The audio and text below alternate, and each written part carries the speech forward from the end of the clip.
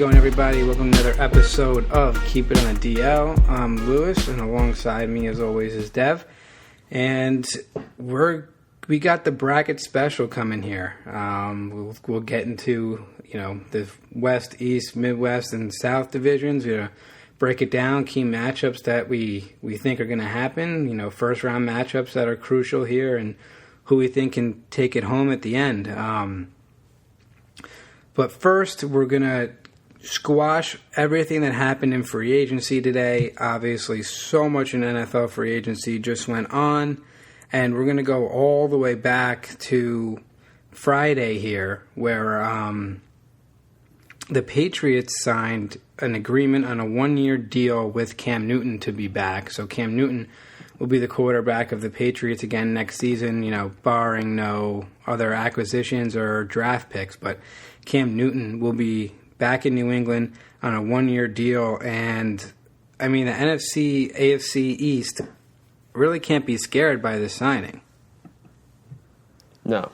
Especially after the season he had last year. It's not even a given that he's even going to be the starting quarterback for the Pats. You always see that maybe they're going to bring back Jimmy G somehow. But I think Cam's done, man. He had that one big game up in Seattle. I believe it was in week 2 or week 3. And other than that, everything else was so forgettable. Yeah, he was dealing with Russell Wilson in that game. And really, from then on, he was not great at all. Definitely below average, arm strength, everything just not there. But Patriots were active outside of the Cam Newton deal. They signed Jonnu Smith to a 4-year, $50 million deal, so they will get a tight end, much needed tight end there. Once Gronk left, they had, I think Watson for a year, and then they really haven't had a tight end there. So they go out, they get Jonnu Smith, and then they get linebacker Matt Judon for a 4-year, $56 million deal, 32 of that guaranteed. Judon, one of the better edge rushers here, outside linebackers, defensive ends in this free agency class. So that's a huge signing for the Patriots right there. And they're coming out firing in this free agency with those two big signings. Yeah, they really were. All day, as soon as really 10:30, 11 o'clock hit, every year on the first day of free agency, I'm just zeroed in on Twitter all day. And I just kept seeing signing after signing after signing for the Pats. Bill Belichick really just giving the empty checkbook to everybody. I was really upset from a Jets standpoint, missing out on Jonnu Smith. I think that would have been an absolute haul for the Jets. Would have been a great, great signing. He's still a young guy, a great tight end, played very well for the Titans last year. It's just going to be interesting to see how he's utilized in a Bill Belichick offense, obviously with big question marks at quarterback, and what the Patriots are going to look like as a whole next year. But that was my favorite signing of the day for the Patriots. I'm very high on Jonnu Smith, and I don't know, man. I don't think it's not Cam's backfield. He's going to have to earn that backfield. So it's just a matter of who's going to be throwing Jonnu Smith the ball and who their legit number one wide receiver is, because right now I think it's just Edelman. They got Edelman and Aguilar. Yeah, they need Cam to have some weapons there, and Jonnu definitely adds another weapon. But when 8 players on your defense last year opted out, they're going to return, and so is Judon. So the Patriots defense might not miss a beat here in this offseason and come back as dominant as they were in 2019. So the Pats D right now is looking really good. I think the Judon signing, in my opinion, was absolutely huge for them in that defense. I agree. And from the Patriots, the man that was a Patriot, Tom Brady signed a 2-year extension with the Bucs, and the Bucs just are keeping people. That's it. They kept everyone. They kept Brady. They re-signed Gronk to a 1-year deal worth $10 million. They franchise tagged Chris Godwin. They signed Levante David, linebacker, on I think a 2-year, 2-year, $34 million deal, something like that. And then they go out and then they do Shaq Barrett on $18 million over 3 or 4 years. But the Bucks are keeping their core. They're going to be good again, and they're just, I mean, if you think of it, they're just doing it right. They're keeping the guys that got them there, and, you know, Brady's there for another 2 seasons, and they're going to be right back in the mix next year in the NFC Championship game, I think. So, you know, keeping the band together there, the Bucks are. Absolutely, absolutely. I mean, Bruce Arians at the Super Bowl parade, he stole the mic, forget from who, when they were all kind of talking there after Brady was throwing the Vince Lombardi trophy in the water almost, but he said, "You're not going anywhere." And he's stayed true to his promise. He's made sure that the core is there, and that core, they got a great core there going down in Tampa. Anytime, obviously, you got Brady under center, you can't beat that too. So Shaq Barrett back in Tampa, I really was not worried, but you had to be a little bit. You know, you had Shaq Barrett and obviously Chris Godwin, who they eventually tagged, 2 very big pieces on their respective sides of the ball, and they managed to keep both of them. So, like you said, Lou, they're going to be a force to be reckoned with in the NFC, especially with Breeze gone. I think that's their division to win. I think they're going to run away with that division next year. They're going to be an 11-12 win team. They play the AFC East next year. I know they come to the Meadowlands against the Jets, so I'm ready to see them squash the Jets 52-3 on a cold November day. And really, who's going to contest them in the NFC? I can't think of anybody off the top of my head, especially if Russ is out of Seattle, which is really looking like. I can't think of anyone off the top of my head. I mean, the Packers will be good, but Moose, you know, saying that Breeze, you know, obviously Breeze announcing retirement, we felt that was coming. Announcing it pretty late in our opinion, but we knew that was happening here. But sticking with the Saints, I mean, Taysom Hill signs a ridiculous 4-year, $140 million extension, but but this season and each season on deal is voidable, so we'll see what that means. But 4-year, $140 million extension. And then they go pay Jameis Winston on a 1-year deal worth up to $12 million. So it looks like they're going to have some QB competition for that Saints job. But Taysom Hill getting a huge deal that I don't know how you say, you know, this guy deserves it. Yes, he plays on special teams, on offense, and everything else. But, I mean, $140 million, that is crazy, crazy amount of money to me. That is stupid money for Taysom Hill. He's a good player. You know, he's the definition of a Swiss Army knife. But I don't know what he's worth, man.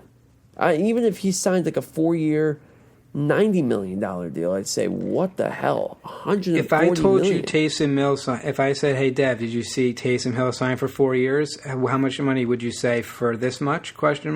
How much money, if I told you that Taysom Hill was going to sign for 4 years, how much money do you think he was going to get? That's what I'm saying. 80, 90 million max, just because of the way that the payment structures are in the NFL.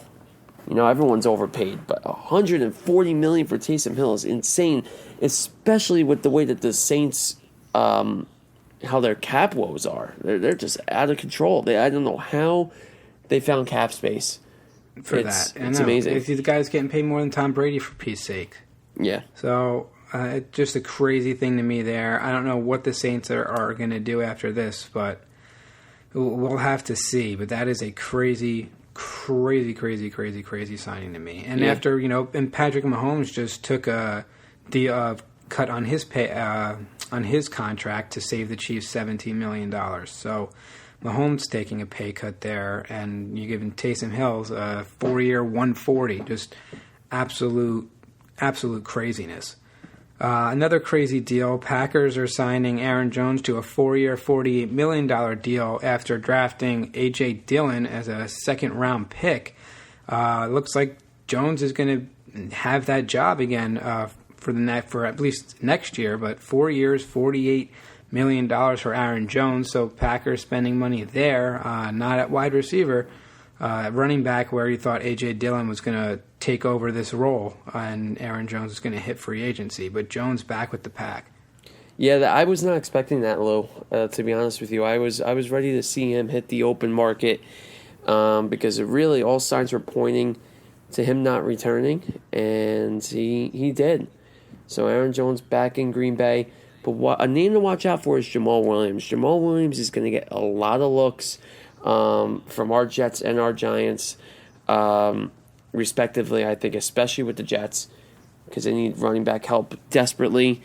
And he's performed. When Aaron Jones was out, he was really a top 5 running back in the NFL as far as fantasy stats were concerned. So he's still out there. I don't think he'll get back to Green Bay. It's not looking like either. But as long as Aaron Rodgers is under center for the Packers, Aaron Jones is going to be a fantasy machine. Yep. So, and I think Jamal Williams is a great point. I think he'd be a great fit for the Jets. Jamal Williams, I think he'd be a fantastic fit there. But speaking of the Jets, let's just jump right into them now. They signed wide receiver Corey Davis, probably a top 5 wide receiver in this class. But they go out, they get Corey Davis for 3 years, $37.5 million. So they're paying for him. I think anytime a receiver makes more than $10 million, they're being paid handsomely. So Corey Davis gets his money, goes to the Jets to give Sam Darnold some help. The only thing here, Dev, that I'm not too crazy about for the Jets and Corey Davis is I feel like he's a Jamison Crowder type, and I believe the Jets still have Crowder. So you have two similar receivers who can kind of do the same kind of things. I totally agree, Lou, and I did not think about that. But when you mentioned that, as I was listening to you talk, I think you're right on the money. Corey Davis is not a wide receiver one. He's not an Allen Robinson. He's not a Kenny Galladay. Does this take them out of the Kenny Galladay race? I don't know. They still have the 3rd or 4th most cap space in the league after these 2 signings. And to me, this just smells like Crowder's either going to get bought out or he's going to get traded for a 3rd or 4th round pick. So I don't think you keep Corey Davis and Crowder. I don't know who I like more, to be honest with you, just because they're very, but very I feel like Sam has a huge players. connection with Crowder, to be honest, Dev. Yeah. I think Sam and Crowder have this great connection. I mean, every time Crowder's healthy and he's playing, he's getting 10 catches a game almost. He is. He's Sam's safety blanket, and it was really evident over the past 2 years that Crowder was a Jet. And I just think the more that this goes on and the more news that we hear, and especially with the first day of signings, I just think it's just more evident that Sam Darnold is not going to be a New York Jet next year. And I don't think any Jet fans should be surprised, because I don't think this Corey Davis signing happens if they plan on keeping Sam Darnold, just because of how you mentioned, of course, Jamison Crowder and the Sam Darnold connection that has been very evident over the past 2 years. So I don't love the deal. I don't hate it. The terms are 3 years, $37.5 million, so a little over $10 million a year. I believe it comes out to just a little more. I think like $12.25 a year. So for Corey Davis, I think that's very comparable. But I'm really excited about this Carl Lawson deal, man. I don't know if you were going to touch upon it too. Yeah, it's going to get into that too next. Yeah, yep. The former Bengals defensive end, 3 years, $45 million. Carl Lawson will be a Jet. Yeah, the Jets have desperately needed pass rushing for about 10 or 12 years, ever since, off the top of my head, probably Calvin Pace was the last time that they had a legitimate pass rusher. And every Leonard year... Williams. What? Leonard Williams. He didn't do anything for the Jets, though, Lou. He's a legit pass rusher, though. But they didn't pair him up with anybody. Now they have Quinnen Williams and Carl Lawson, 2 guys both under 26 years old, getting into their prime. And Carl Lawson, I'm going to pull up his stats from last year. I was not all too familiar with him, but I kept seeing his name pop up over the past week, and Jets Twitter is all over it. All over it. He had 5.5 sacks last year, 18 solo tackles, or excuse me, how many solo tackles here? 18 solo tackles, 36 total tackles, and like I said, 5.5 sacks. Those are very, very good numbers on a Bengals team that really was not all that good last year.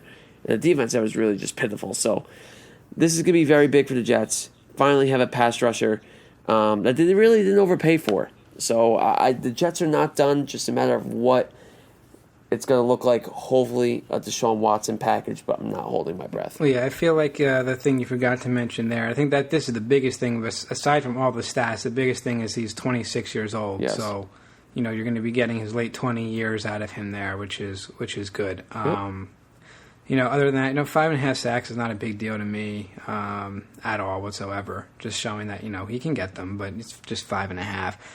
But yeah, that 26 years old part is what draws me in there if I'm a Jets fan.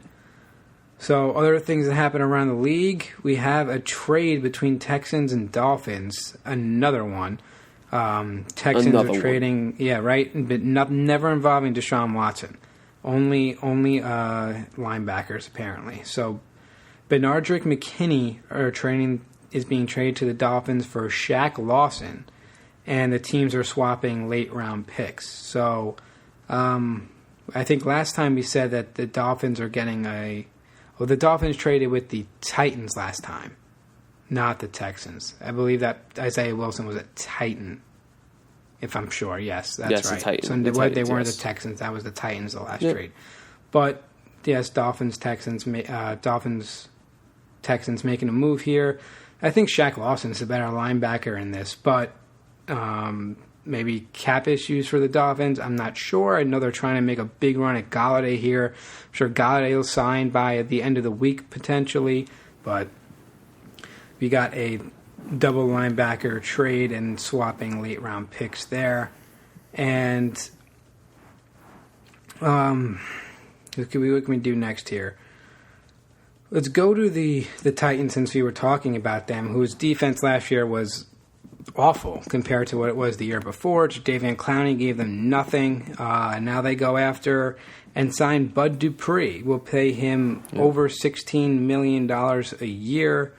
And Dupree to the Titans, this hurts as a Giants fan. I was hoping that they could go get this guy in some way and have somebody opposite Leonard Williams, because apparently now we have Dalvin Tomlinson going to the Vikings on an $11 million deal. So the Giants don't keep Dalvin for $11 million. Leonard Williams seems to be playing hardball right now, wanting over $20 million, and seeing Shaq Barrett settle for less than 18. I mean, you're getting these defensive ends are not getting $20 million a year right now, and to think that he's a shade under Aaron Donald is crazy. I mean, I think he's in the, he's up to 18. I think $18 million a year is good for Leonard Williams, but he's making life hard on the Giants right now. I feel like that long-term deal is still not done. But Dalvin Tomlinson's going to the Vikings, and Bud Dupree signing with the Titans here. So, I mean, if you're going to play Leonard at defensive end, you have Lorenzo Carter coming back from injury for the Giants. They signed Austin Johnson, who they had last year. It wasn't maybe gets in on third down in short situations. They signed him to a 3-year deal. I guess they're hoping he can fill the Dalvin Tomlinson role, but you still got Sexy Dexy on the line. So that still have some D tackles there, but losing Dow does hurt. Seeing Dupree sign with the Titans does hurt. We'll see if that can bolster that Titans defense, but the Titans need a lot more than just Bud Dupree. Absolutely. I mean, that we all know how we were even talking about it last week a little bit, Lou, how bad that Titans defense was last year. Really nothing special at all. It seemed like they gave up a zillion points, even with Clowney. But at least they're trying to fix their defensive woes. But like you said, they're going to need a lot more help than Bud Dupree and Jadeveon Clowney. And don't forget, too, Malcolm Butler, he's a free agent too. It doesn't look like he's coming back as well. So, and Kenny Vaccaro, they released him too. Both of those guys on the defensive side of the ball, they're both gone out of Nashville. Yeah, and Malcolm Butler is someone that I think the Giants should look into. Reuniting with Logan Ryan, you need a cornerback spot. Maybe we'll take a friendlier side of the deal, maybe something around $6 to $8 million to come play with Logan Ryan. we'll see. But Butler is definitely something that that intrigues me as a Giants fan. They definitely have a hole there. But, I mean, having the draft, and you don't know who at 11 in the draft also is tough, because you're going to take the best player available, almost regardless of position. But you're going to take the best corner, edge rusher, linebacker, wide receiver, tight end there at 11. You're going to take the best one available. So, if you sign Malcolm Butler and then the best player available is Patrick Surtain, you kind of double dipped yourself on the cornerback market. So it is a little tough, drafting there and potentially signing two people to play the same position going into the offseason. So there's also that. But sticking with the Giants here, they restructure Nate Solder's contract, who opted out of last year, was set to make $16.5 million against the cap this season. So they're restructuring that, and I've been told that this is going to be significant amount of money that they're shedding here. A lot of dead cap money from Nate Solder will be reconstructed. So I'm hoping it takes off between $10 to $12 million off the cap hit. That'd be good. That'd be nice. And, Nate Solder, yes, he struggled when he came here. He's not the same player he was, but having him in the building with Andrew Thomas and Matt Pert, I think can benefit the team. As long as they're not paying him a ton of money still after this reconstruction, I'm okay with this. But, man, are they going to need to reconstruct this in a way that cutting him would have saved, if they said cutting him would have saved us only $2 to $3 million more, than fine. But that's a player that they needed off the books because that contract was absolutely horrendous. And the Giants also signed Devontae Booker, ex-Broncos running back who was with the Raiders last year, to a 2-year deal worth up to $6 million. So Devontae Booker will back up Saquon Barkley, and I believe Gallman is set to hit free agency. So they're paying over $2 million a year for this guy, it looks like, and I wonder how much Gallman would have signed for, because then I'm just taking a cheaper option because obviously Saquon Barkley is there. So that's pretty much what you got for the Giants right now, and like I said, we're losing Dalvin Tomlinson to the Vikings. Yeah. A lot's going to go on with NFL free agency going into this week, and we're going to see a lot of moves as well, definitely before the draft. And like we were saying, Lou, the draft feels like it's so far away, because it really is. We have about a month and a half before the draft, which is insane. I know. A lot's going to happen. This is going to be a crazy offseason. And rounding it out here, I'll give you our last three. You got Yannick Ngakoue signing a 2-year, $26 million deal with the Raiders. Leonard Floyd signing a 4-year, $64 million deal with the Rams. And former Saints defensive end Trey Hendrickson agreeing to a 4-year, $60 million deal with the Bengals to replace the guy that just got that signed with the Jets. But Leonard Floyd hurts as a Giants fan. That's another guy you were looking at. Him and Dupree, you kind of wanted one of these guys. The Giants were in love with Leonard Floyd out of the draft. He wasn't able to fall to them.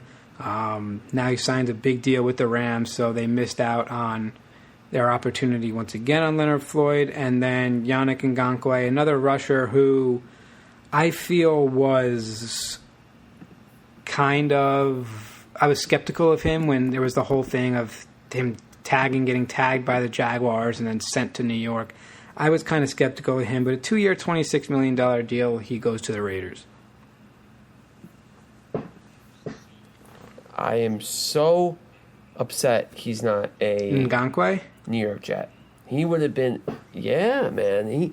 His name has been floating around the Jets for the past 2 seasons, dating back to Jacksonville. And it's weird. You don't see a lot of guys get traded within the season twice, So he's going to be on his 3rd team in a year, which is crazy. And kind of a random team to get out to Vegas. But, he's still a preliminary pass rusher. He's still going to be a force to be reckoned with on that line. And the Raiders, they're going to be a very sneaky team again in the AFC, but they, as well, at the same time, have a lot of question marks. Is Derek Carr the guy? You've kind of seen their name a little bit in the Deshaun Watson race. But it looks like John Gruden is trying to fill that void for Khalil Mack on the defensive side of the ball. And Ngakoue is a great piece on that defensive side. And we have breaking news right now, Dev. Ryan Fitzpatrick agrees to a 1-year, $10 million deal with a football team. The football team. The Washington football team. So Fitzpatrick will go to Washington on a 1-year, $10 million deal. So it looks like he's going to have a chance to win that job. Absolutely. Because, as we know, Alex Smith is moving on. Dwayne Haskins has been cut. They had Kyle Allen and Ryan Fitzpatrick right now. Those are your two quarterbacks there in Washington. So they'll be battling for that position, that starting job. And Fitzpatrick's still going strong, can still make the throws, and can make some plays with his legs. So he can do some things, Ryan Fitzpatrick, still. So not a horrible signing here for Washington. They are probably too deep in the draft to draft a right now quarterback, but maybe they'll draft a project in the second or third round. But Fitzpatrick will be on the football team next year on a $10 million deal. Yeah, I mean, it really is the perfect spot for him because he's going to a competitive football team, especially with that defense. That defense showed up last year. They have obviously a big hole at under center, and they're not in a position to draft one of these elite quarterbacks or even to trade for Deshaun Watson. I believe they're, picking 20 or 21st, so they're not in the prime position to get a quarterback. So it's a perfect fit for Fitzpatrick. He's finally going to have the reins for a starting job on a competitive team. So it's going to be really cool to see how he does down in Washington. But you know what I was thinking, Lou? I've heard this before about him. For some reason, he does not succeed when he has the keys to the car. No, he doesn't. I mean, it's the Fitzpatrick cycle. That's the cycle of Ryan Fitzpatrick is your starting quarterback gets hurt, Fitzpatrick comes in, crushes it, signs a starting job, gets benched, quarterback gets hurt, Fitzpatrick signs as a backup, and it just keeps going and going and going and going. It's a cycle. Right. Yeah. It is a cycle. He always comes in as a backup and crushes it. But perfect example with the Jets. When they re-signed him after that 2016 season, when they almost made the playoffs and he had that holdout into training camp and he was the starting job, he got the starting job, he shit the bed. And I hope he doesn't do that down in Washington. He played very well down in Miami last year, and the year before too. I wish him all the best. He's an awesome guy, man. And he has been around forever. Forever. Yep. Forever for sure. All right. That was the big free agency segment here. Now, let's move into the good stuff. I mean, Dev, this is a year coming up on this pandemic, Dev. Right around this time last year, we were getting conference tournaments canceled, people being pulled off the court. Bracket not happen. It wasn't even released. They didn't even release a bracket last year. I had absolutely nothing, and we're a year in, and we're back. We have a March Madness bracket, and also coming up on a year of our podcast here as well. So we've been doing this a year together. It's been a good year. Now, hopefully, COVID will be done. We'll crush it this summer, and March Madness is back, baby. It's back. And it's just crazy that it's been a year because I remember freaking out that we thought there was going to be no fans and the games would still play, but then teams were testing and they found players in their teams that had it, and it became a huge mess. But March Madness is back and we are ready to go. We're ready to go. It feels like forever since we had a March Madness tournament, and last year, Lou, that was really the one thing that really hit the sports world the hardest, at least for me. No March Madness, nobody knew what to do with themselves for all of March. We were going into that first week of April, everyone was quarantining and there was nothing on. No one had any idea what the hell was happening. That's when we were supposed to be gearing up for a Final Four and a national championship, and there was nothing. And March Madness is arguably the greatest spectacle the entire year. You know, maybe behind the Super Bowl, but it's something that everybody looks forward to every single year. Literally, March Madness is madness.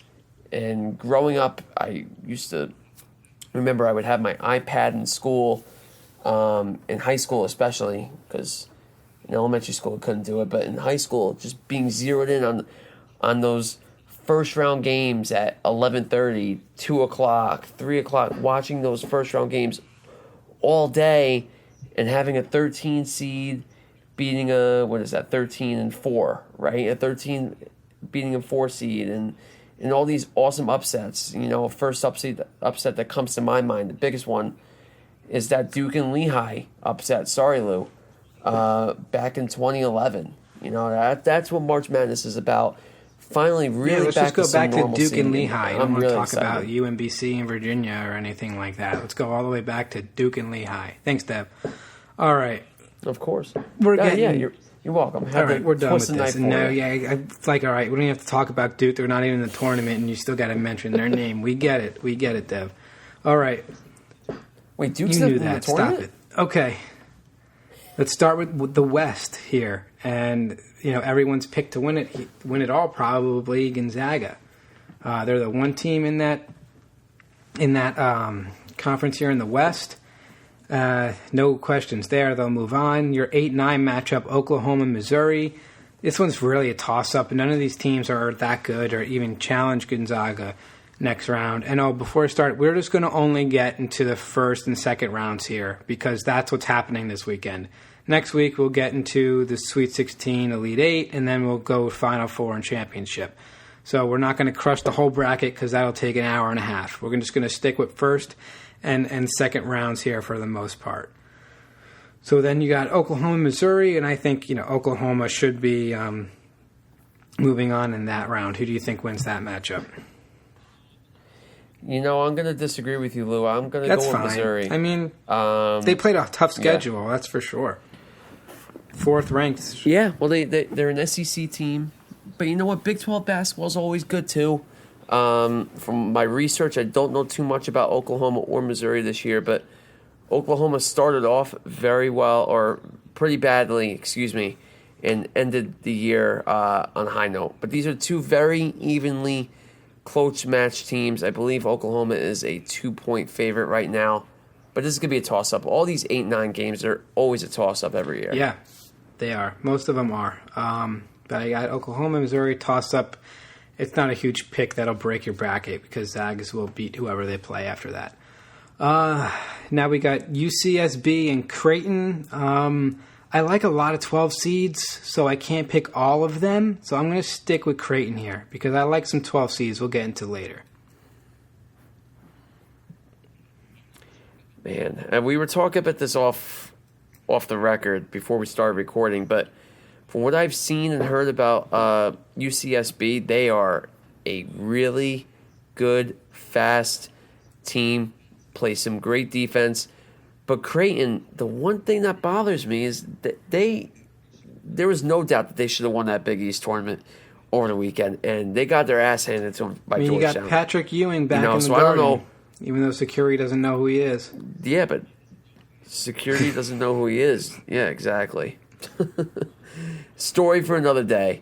But this is going to be a great game. And like you said, Lou, I love picking some 12s over 5s every year. Try to pick one or at least two. This one might be one of the ones I'm leaning towards. And I think I'm going to go with UCSB here. But this is going to be a great game, too. Yeah, I just think Creighton's got more of that experience, those high-leverage experience. USBC not playing any team in the top 25. Creighton was 3-2 against top 25 teams this year. So I think Creighton does enough to hold on. And now this matchup's interesting here. We have Virginia and Ohio. Virginia, obviously, always a great defensive team. And Ohio has what some people are calling the LaMelo Ball of this draft in Jason Preston, who averaged 16 points, 6 rebounds, and 7 assists per game here.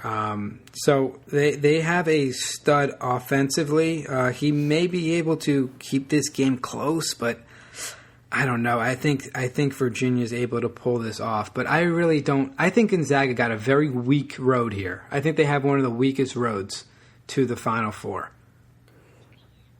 I totally agree, because today was the first day that I really took an in-depth look at the bracket, and I tried to look at everything to see where the Zags were going to fall, and they have a very easy schedule.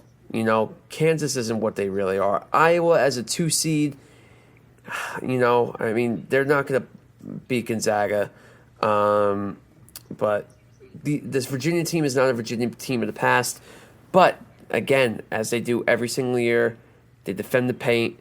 They're a very good defensive team. That is what's going to keep them alive this year. But this Virginia team, also hasn't played in 7 to 10 days because of the positive COVID test that didn't allow them to play in the ACC tournaments. Don't forget about true that. As well. I feel like Virginia, they're either going to lose to Ohio or they're going to beat Gonzaga, right? They're either going to go far or they're just going to do nothing, right? You lose to UMBC or win the tournament. That's Virginia for you. That's a very tough matchup. I could go either way here, but when Ohio really relies on this kid Jason Preston, when they just rely on him, if he has a bad game, there's no way Ohio wins. So Virginia's the safer play here, but Ohio could pull it off. I don't know if I'm sold on them, but I think they could pull it off. Next, USC will take on the winner of Wichita State and Drake. Who do you like here? Man, we were talking about this game too. Is this a game where an 11 is going to beat that 6? You always see one of these playing game teams beating that 6 seed. Is USC going to be that team that gets beat in the first round? I don't know. I have SC right now. I've heard great things about USC. But Wichita State, of course, as we all know, has a great program. If they end up beating Drake, man, I don't know. This has the recipe for disaster, too. This is a very, very tempting pick for your upsets. But like you were saying, Lou, again, you have to plan your bracket so that you have your teams in the later rounds. That's where you're going to get your points. So picking these upsets now is not going to really help you all too much. Getting a lot of the Sweet 16s are definitely what help your bracket. But I think that... I do think that the playing game winner will win this game. I do. I don't have much rhyme or reason, but I feel like Wichita State is going to come out of here in the second round and take on Kansas. But like I said, Drake was hot to begin the year. Drake couldn't lose to start the season. They were absolutely fantastic. So I think that I just think that this could really go any way you want it to. You could take the playing game USC, but I think whoever wins it probably going to lose to Kansas in the next round. And that's our next round game, Kansas, Eastern Washington. We're both going to go Kansas here. I don't have really any faith in Eastern Washington, Big Sky team. We'll move on from that one. Let's jump right to VCU in Oregon. Good game. Could be a real good game. Really good game. VCU, I do like to take this one, and it's on the sole fact that VCU can shoot the ball from the free throw line and play good defense. Yeah, as they do every year. Again, another team that you always see in the tournament that plays fantastic defense. But Oregon's very good this year. Oregon is a very, very strong team.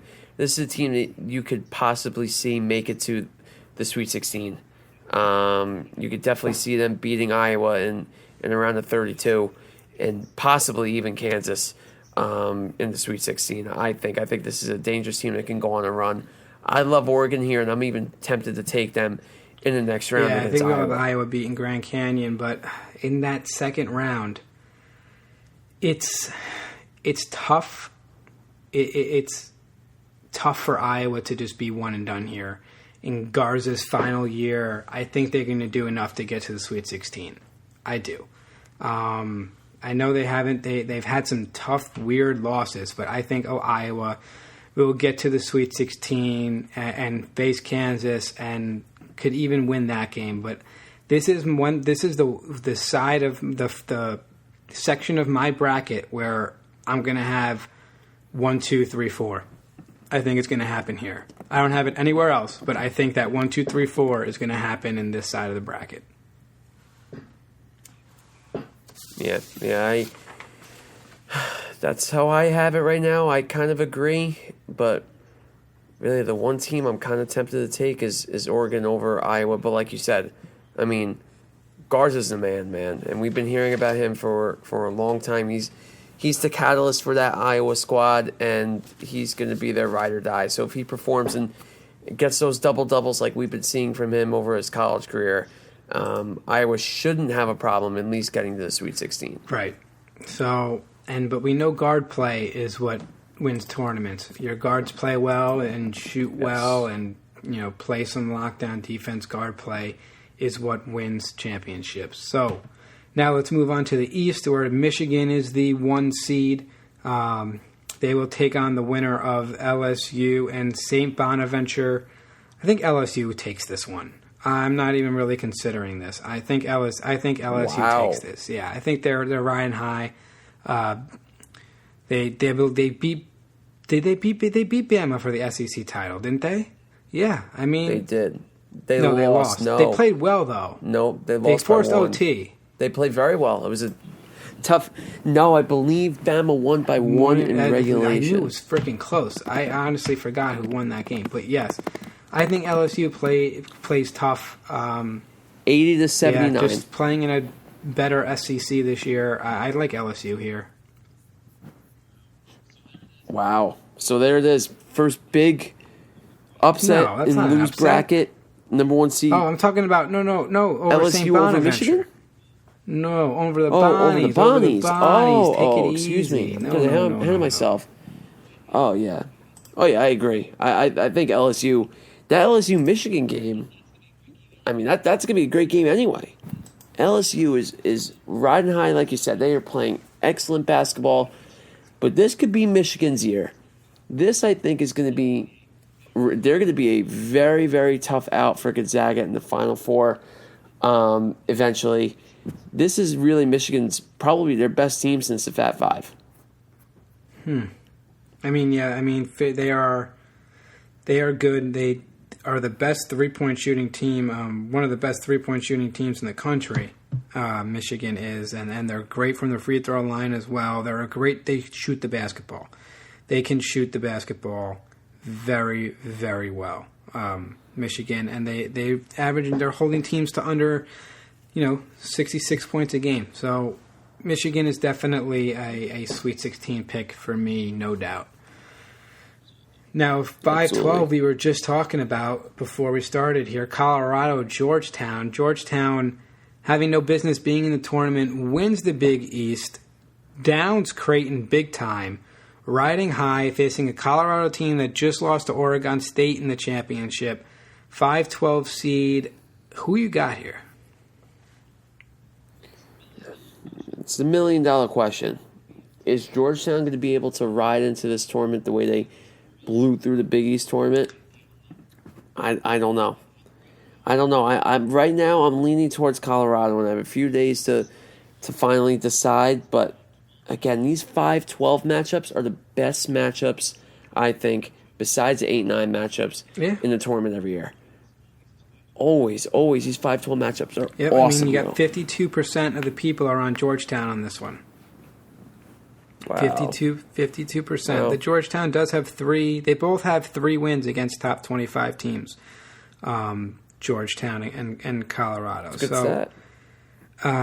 Colorado is the second best free throw shooting team in the country, compared to Georgetown being the 44th, but I mean, these teams they offensively they match up pretty well, and then Colorado does play better defense according to the team comparisons here that I'm looking at. But it could really go either way. It depends how hot Georgetown is, or if they just played their national championship and they won, and now it's a letdown, right? Right. They make the run, they go in the Big East, they get here, and they're just happy to be here, kind of thing. And Colorado comes out and wins. Tough game for me. I still have a blank on my bracket. I don't know, but all I know is that whoever wins that is going to lose to Florida State. Yeah, Florida State's nice this year. So there you go, beating UNC Greensboro, and then and Florida State. Have a Florida State Michigan matchup, which is going to be a great one. And if that happens, we'll talk about it next week. Another 6-11 playing game we're looking at. BYU will take on the winner of Michigan State and UCLA. I like whoever is going to play BYU here. I definitely like whoever is going to play BYU here. You know, Lou, this is tough for me because I kind of agree with you. I'm kind of leaning towards whoever comes out, you know, not just because they're perennial names. It's weird not to see Michigan State or UCLA in the field of 62, right? It's weird for me not seeing. It's weird. Definitely weird seeing Michigan State outside there. Definitely weird for that. Yes. Yep. I agree. But tell me if I'm wrong here. Whoever wins this game, I think could potentially even beat Texas. I agree. And, I mean, we can go right into that game now with Texas and Albin Christensen, or however you say their name. What is it? Al? I don't know. Abilene Christian. Abilene Christian. I mean, you could even think about taking the 14 seed here over Texas. You could think about it. I mean, they're 23-4 on the year, 13-2 in their conference, going against a Texas team that didn't show me a lot in their Big 12 tournament. It could be one of those upsets. I think this year college basketball is just so wide open, and you're going to need to go crazy on some of these picks. Yes. So yeah, I do agree. Texas going down to whoever wins and whoever comes out of that 6-11 matchup. I don't trust Texas to make a run here. I just don't. They won. Albin Christian won 12 of its last 13 games, and we'll see. But this is not an easy. It's not going to be an easy win for Texas. That's for sure. No. Yep, not at all. And now you got UConn, Maryland. I think UConn rolls. I think UConn has no problem with Maryland as well. Here. I just think they're hot, even though they don't have a single win against the top 10 team this year. They're 0-4 against top 10 wins this year. But the Bucks were the worst team against teams with a playoff teams in the playoffs. Bucks were the worst. Had the worst record against playoff teams last year, and they won the Super Bowl. So I think UConn can sneak in here and get a win. But whoever wins that game is going to lose to Iona. Bama. I think Iona is poised to make a run here. I think Rick Pitino's out for blood. He's back in the tourney. He's going to want this so bad, and Iona is going to deliver. I do. Wow. I just think Iona has a chance. I really do. Even though Alabama had a fantastic season in the SEC, they went 16-2 in SEC play. I think the Gales are just coming in hot. Obviously they have to play against Marist, that stud of a team. So, Iona, I really think that they can pull some magic here and beat this Bama team. I don't know why, but I have a feeling. You know, Lou, it's funny you say that I have a feeling because every time I do my bracket every year, there are just some matchups I just look at, and it's like they're talking to me.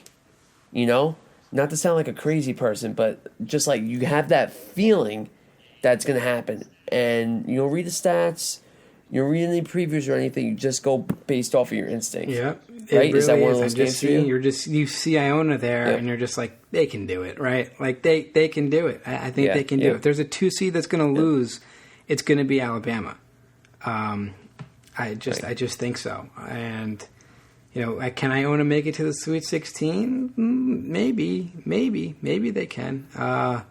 Another road to the final, I think Michigan has it kind of easy. I think Florida State's going to be tough, but I think that Florida State will be the toughest Sweet 16 matchup for Michigan. I think their Elite 8 matchup will be easier than Florida State in this tournament.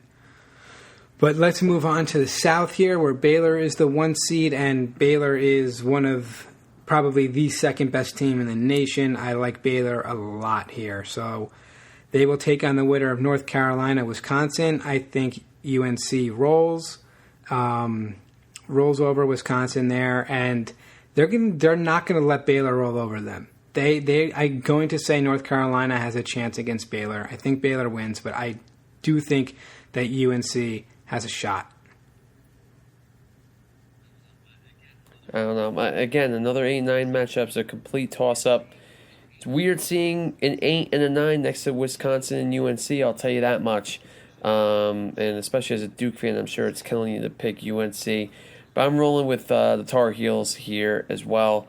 I just think they're going to be too much to handle for Wisconsin as well. And they've been playing very well down the stretch, too. Even though they did not start very well at all, they've been playing very well down the stretch. And I think they'll beat I do Wisconsin too. here. My favorite 12-5 matchup, Winthrop over Villanova. I think Winthrop's got it. I really do. I think they're going to win. We had the Colin Gillespie on Villanova is out. They have not been good without him. They miss him big time. And Winthrop having 2 losses this year, or 1 loss this year, just a 1 loss this year. I like them. I do. I think they're good. And I think they're so good that they're going to face Baylor in the Sweet 16. I got Winthrop in my Sweet 16. I do. Wow. I think Winthrop can do it. Purdue can get there no problem. I think it'd be Purdue or Winthrop in that Sweet 16. But man, something's pulling me towards Winthrop here in the Sweet 16. And I'm telling you guys, this is a year where you're going to see crazy things happen. You need to have a seed higher than 10 in your Sweet 16. You need to. I think we all need it, especially after not having a March Madness last year. How about some madness in 2021? And Winthrop 23-1 on the year, man. And Nova this year, they are not the Wildcats of old at all. Nova is a cliche team where you pick them because they're Villanova, because they're a perennial powerhouse every year in the tournament. They've had a few letdowns. They had a big loss to St. John's late in the year.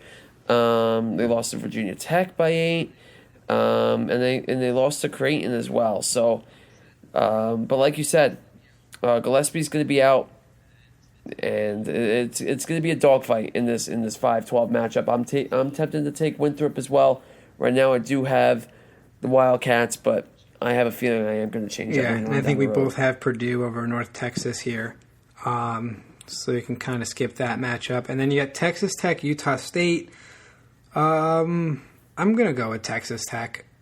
I just think that they're going to win. It's as simple as that. I just think Texas Tech's going to win. I don't think Utah State is bad, but I just think that Texas Tech is going to do enough to win here.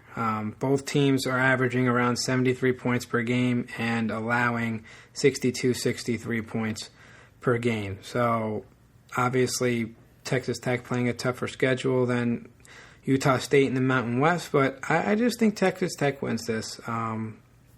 Utah State's not a bad team, though. But this is another one of those matchups where I think whoever wins loses next round.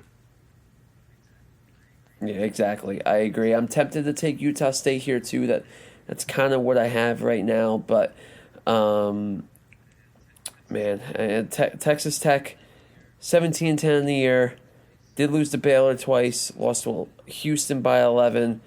They had a tough schedule this year, but it doesn't matter in the tournament. It doesn't matter who you played. You can easily see Utah State beating Texas Tech here, and a lot of people are very high on them. So don't be surprised if they do beat those guys from Lubbock. Now, perhaps of my favorite pick, my favorite upset right here, Colgate over Arkansas. Colgate averages over 86 points per game. They allow under 69 points per game. The average margin of victory is about 20 points. I think Colgate is going to beat Arkansas. I do. I think that they are disrespected with a 14 seed Colgate. I just have a feeling that they are going to beat Arkansas, and I think you're going to have a 14 seed in Colgate and a 12 seed in Winthrop in this area of the Sweet 16. Interesting. Yeah. You know what's weird, Lou? Is we see already through the first three regions, and their team almost shoots 50% from the floor, by the way, and almost 39% from three. It's amazing. It's great. But them only playing 15 games doesn't hurt you. I mean, Arkansas has played almost double the amount of games. You want rest going into the tournament? They're going to have... I don't know, man. I mean, this kind of segues into my next point. The SEC was loaded this year. Arkansas, LSU, Bama, obviously UF. I mean, the SEC was no joke this year. And I think Arkansas is a great team from what I've been reading, too. I have them in my Sweet 16. They're going to give Ohio State a ton of trouble in that matchup. And I really like Arkansas here. I think it potentially could be a good game. I think you got to get crazy. Games? I think you got to get crazy in this one. I really think that, because I think there are 3.5 good teams in the tournament: Gonzaga, Baylor, and then 2.5 good. There's 3 good teams: Gonzaga, Baylor, Michigan, and Illinois combined for half of a team being good. I think you got Gonzaga, Baylor as your best teams, and then everything else, to me, is so open. And Michigan and Illinois are Tier 2, and then Tier 3 is everybody else. I think college is so wide open, and I think Colgate can do it. Why not? Since when is the SEC a really good conference? Because all the teams are so average throughout everything else. I just think that Colgate can do it. I don't know why, but I think so. But if Arkansas win, Arkansas will be in the Sweet 16, and I have Ohio State as well. And I have Virginia Tech beating Florida. Who do you have in that matchup? Oh, man. I'm tempted to take Virginia Tech here, too, but I'm taking the Gators. I am going to take the Gators. I am going to take the Gators right now. Obviously, they are missing Keontae Johnson with that very tragic story in the beginning of the year. But this is going to be a very, very good game. This is another game where I'm very tempted to take the Hokies here. And, you might have just switched my mind. And I think I am going to take the Hokies here. Just because, really, it's just an inclination game for me. I just have that feeling. Nothing more. Yep. I'm just going to go ACC over SEC, but that's my thing there. And then I have OSU making the Sweet 16, but even they can lose. Honestly, Baylor could face an 8 seed, a 12 seed, and then face a 14 seed to get to the Final Four. They really could. Yep. They really could. Baylor has the most wild road where they can play anybody. I wouldn't say it's easy. It's the craziest road. I think that Baylor's road is it's a bunch of zigzags. You don't know which way, who's going to play them and when. There's not a game that I can definitely say I'm waiting for to happen, where you can do that with Gonzaga and Michigan. You're going to say, all right, Gonzaga and Virginia are going to be a good game. Even Gonzaga, Iowa is going to be a good game. You have Michigan and Florida State going to be a good game. But you look at Baylor, you go, well, Baylor could really play anybody. I don't have anybody in there definitely in the Sweet 16 or Elite 8 that can take on Baylor. But let's get to our final section here, Midwest. led by the Fighting Illini, as they call them. The Illini. They call them the Illini. No, that's what they call them. That's what they call themselves. The Fighting Illini. What do you mean, dude? Don't tell me dude, come on, since I not follow up with anything. Lou, the Fighting Illini. Thank you. All right, what was I saying? I was saying it like crap. Illinois, like Illini. Okay. Yeah. Illini. Damn, I'm tired. I got work in front of me, too. I'm multitasking here. All right. They're going to win. Illinois is going to win. How's that? They'll face the winner of Loyola, Chicago, Georgia Tech. That is the best 8-9 matchup of this tournament. This is going to be great. Georgia Tech winning the ACC. That was the first ACC ever won, where Duke and North Carolina have not been in it since 1996, by the way, in an ACC final. Wow. Georgia Tech took it home against Florida State. They will face Loyola Chicago in the best 8-9 matchup of the tournament. No questions asked. Hands down, the best 8-9 matchup. I still don't know who I have winning that game. It could go either way. The user pick is at 50-50 right now. The Loyola Chicago plays one of the best defense, is maybe the best defense in the country, allowing just under 56 points per game. And Georgia Tech allowing 70 points, scoring about 75. Loyola Chicago shoots a little bit better from three. They shoot over 50% from the floor. I mean, Loyola Chicago should win this game, but I think Georgia Tech is just rolling into this game hot and with a lot of confidence. Yeah, I agree. I think solely based on the fact that they won the ACC championship. But like you said, Lou, I mean, Loyola Chicago, best defense in the country. They're playing great basketball, too. This is a fantastic 8-9 matchup. They really could go either way.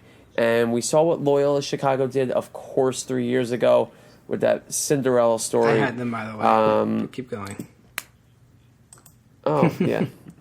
What, you had them in your Final Four that year? Elite Eight. I didn't have them that far. Wow, all right.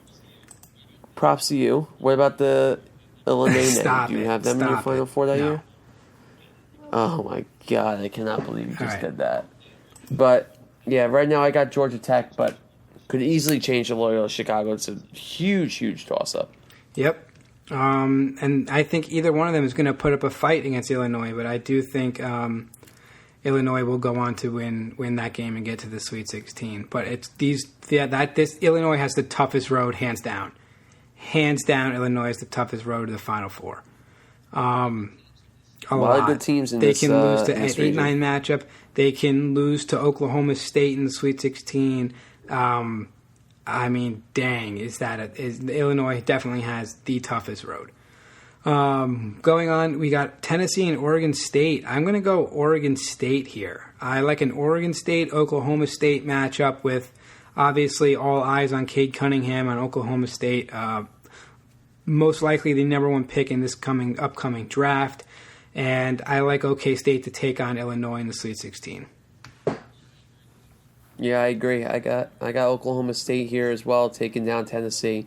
They won the first Pac-12 championship in their program history. That has to mean something. This is a team that's playing very well. Because a Tennessee team that really is not all too that strong. I'm going to Oregon State here as well. I like it. Another 6-11 that's just tough. San Diego State, Syracuse. A lot of these 6-11s are, I don't know. All of them are I don't know. But I don't think they have potential to go far. Any of the teams in the 6-11 seeds, I don't have the potential of going far here. But San Diego State, Syracuse, that 2-3 zone isn't what it normally is this year. San Diego State allowing 60 points per game compared to Syracuse's 70. San Diego State, according to this, has played a harder strength of schedule than Syracuse. San Diego State has not lost to a top 25 team.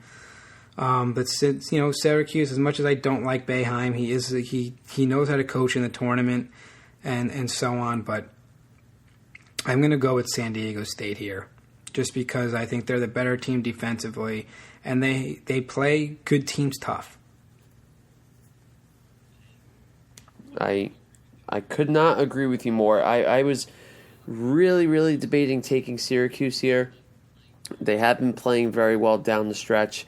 But San Diego State, this is a good team. They're going to give West Virginia a tough time in the round of 32. Two very strong defensive teams. I'm taking San Diego State against Cuse as of right now. All right. I'm going to take... in this next matchup, look, this is going to be the worst. This is where a bomb's going to hit your bracket, right here.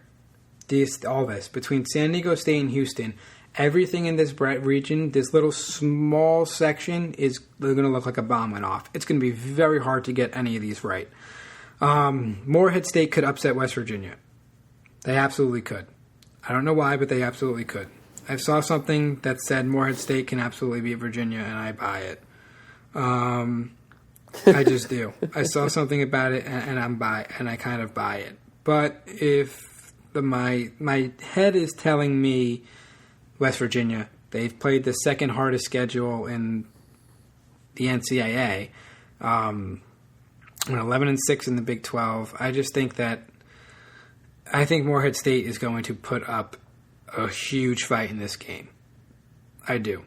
I really do. But I mean, if you're playing it safe, obviously go West Virginia. But if you're feeling crazy, Morehead State could be a team here. And I think in the Sweet 16, I don't even know who's going to get there. It could be San Diego State or the winner of West Virginia, Morehead State. But it won't be Syracuse in the Sweet 16. But that's a tough matchup. Are you with me on this being a tough matchup, or you're just like, no, Lou, it's West Virginia? No, Lou, it's West Virginia. Okay. I never bet against Bob Higgins in the tournament. I like Bob Higgins too. But look, Morehead State can do it. Maybe take them plus the points on a bet. Maybe take Morehead State plus the points on a bet. But yeah, West Virginia is probably going to win that game. Clemson, Rutgers. I think Clemson rolls. I don't think this is close. Sometimes you get a great 10-7 seed matchup. I don't think we're getting a lot of those. Oregon VCU is going to be a good one. Virginia Tech, Florida is okay, but Clemson, Rutgers, I think Clemson just rolls. This is not a great 10 seed Rutgers team. I don't think they should have been in it. I don't know how they got in.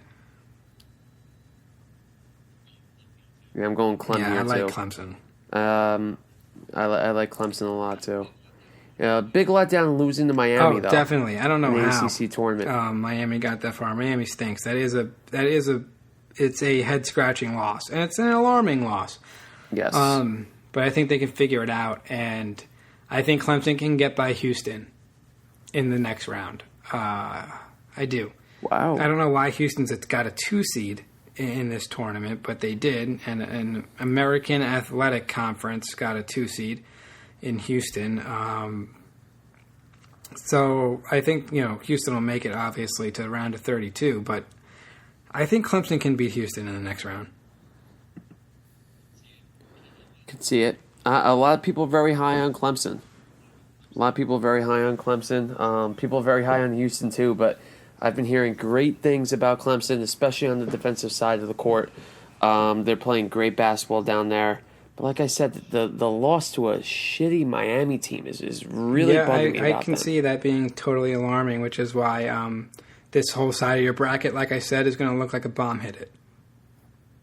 It's going to be this is the hardest part of the bracket. From San Diego State to Houston, whoever's going to face the winner of Illinois and Oklahoma State in the Elite Eight. I don't know who I'm picking for my Elite Eight matchup. It could be San Diego State. But it is going to be tough, but we covered the bracket here. And I guess before we go, we got to say, so if you had to pick your Final Four right now, I'll go first. I got the Zags, I got Baylor, I got Oklahoma State, and Michigan. Wow. So I do have 3 1 seeds, and my 4 seed's going to be Oklahoma State. Yeah, the Midwest is really bothering me because I'm not sold on the Illinois at all. I'm really not. Oklahoma State is really intriguing to me. I like Clemson. I don't know, man. Right now I have the Zags, Michigan, and Baylor as well. I do have Illinois in So there. you're typical but one seed even when everywhere. I did this, I hate that, though. I hate that more than anything. I just filled it in today. But there's a lot more hours that I have to take to examine my bracket. Illinois Yeah, will I not just be think there. Illinois I is don't too know tough who of yet. matchups to get there. Like, can they get there? Yes, but they Yes. have the toughest road, hands down. Hands down have the toughest Right. road. Michigan also doesn't have an easy road. It'll make it easier when Iona beats Alabama. But other than that, I mean, you obviously have Illinois with the toughest road. You think the Zags have probably the easiest road, and Baylor has the most unpredictable road. We have no idea who Baylor is gonna face off against. But I do think the Zags and Baylor are the two locks, 1 seeds for getting in the Final Four, and then could a Florida State beat Michigan and get there? Could we see something crazy where, someone like UConn sneaks into the Final Four, like they did when they were an 8 seed? And that was like 2012. They were an 8 seed. They got to the Final Four, something like that. I believe so. We will see. That's going to wrap it up. We got a long episode here, longer than I wanted it to be for sure. But March Madness is back. We will know who's in the Sweet 16 when we talk to you next. And I'm pissed about the Knicks loss tonight also. That really pissed me off. I mean, Julius Randle going to shoot a 3 at the end. Kyrie gets his hand on the ball. They don't call it jump ball. They call it travel instead. That really grinded my gears. So I'm going to end on that note. But that's it, Dev. Anything to add? No, not much. I'm pumped for this tourney, man. Thursday can't Cannot come come soon enough. soon enough. I am off on Thursday. I have to set an alarm to wake up for these games, and I'm going to do just that, and I'm not going to leave my couch until midnight. So I will be on the couch for 12 straight hours watching every single bit of March Madness on Thursday. So that'll do it for us. We will talk to you next time, and hopefully your brackets look better than ours. Good luck, but I think my bracket's going to be great. I always think it's going to be great every year, but we will see. We will see. Have a good week, everybody. Enjoy the games.